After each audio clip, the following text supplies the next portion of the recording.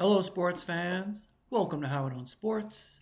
My name is Howard, and in about 15 minutes, it is going to be January 26th, and that is a significant date in sports because that is the fifth anniversary of the tragic and untimely passing of Kobe Bryant.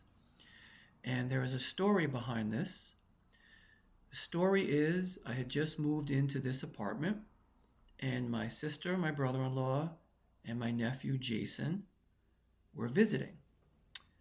And my nephew was on his phone and he said, Uncle Howie, I got something crazy to tell you. And I'm like, yeah, what's up, Jay? What happened? And then he proceeded to tell me Kobe Bryant just got in a helicopter crash and he's dead. And it kind of knocked the wind out of me for a minute or two. Not that Kobe Bryant was like my guy. We all have our favorite athletes, and I appreciated him and I respected him, but he wasn't necessarily my favorite athlete. But nevertheless, I was shocked. It took me a few minutes to process it because Kobe Bryant he seemed so indestructible. He was in such good shape, such a great and determined athlete. And then just like that, gone. And, that's how it is with human beings. It doesn't matter. You could be the best athlete in the world, the strongest, the toughest, but, you're not going to survive a horrible crash like that. Nobody would.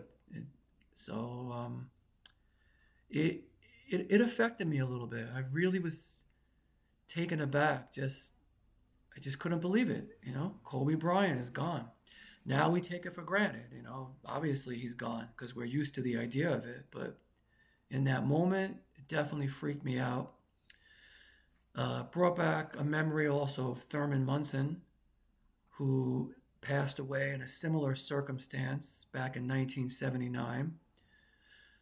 But I was only 9 years old. So yes, I knew the Yankees lost their catcher and great player, but I didn't sometimes when you're that young, you don't appreciate how fragile human life is.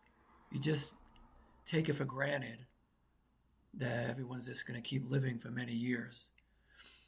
So the Thurman Munson tragic passing didn't affect me in the same way. But the Kobe passing, yeah, that it made me reflect definitely for a few minutes. But it is what it is. In a way, it it actually enhances his legacy. It makes Kobe even more of a legend, you know? Because let's say compared to Michael Jordan, who we see, getting older and let's say Michael Jordan hopefully lives a long time. We may see him, be hunched over using a cane. Who knows? But that's never going to happen to Kobe. He's sort of immortalized as a relatively young and healthy guy. So I guess in that sense, it's kind of cool, but it's not cool because we would like to see him alive. Uh, Also, in that accident, I believe his daughter died, which is horribly tragic.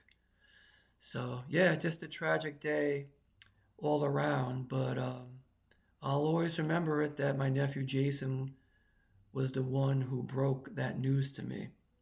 So, that's it as far as that story goes. And then, just very quickly, tomorrow we have two very interesting games.